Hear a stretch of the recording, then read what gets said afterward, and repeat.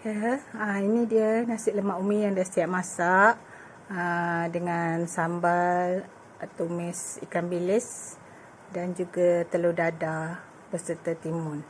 Okey, nasi lemak daun pandan. Okey, semoga dapat membantu siapa yang tengah kebuntuan nak buat nasi lemak. Ummi akan cuba rasanya. Okey, ni nasinya. Ni ada sambal ikan bilis, sambal tumis ikan bilis, telur dadah dan juga timun. So, karbohidrat nasi kita, kita punya protein ada telur dan ikan bilis dan juga sayur sebagai fiber, serat dan mengandungi mineral, air dan mineral. Okey, ni rasa nasi Bismillahirrahmanirrahim.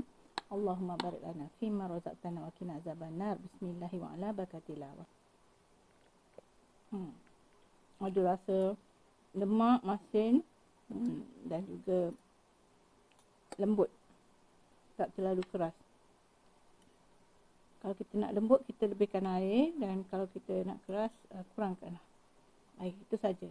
Sukatan kita boleh adjust sendiri mengikut selera. Selamat mencoba dan selamat menjamu selera.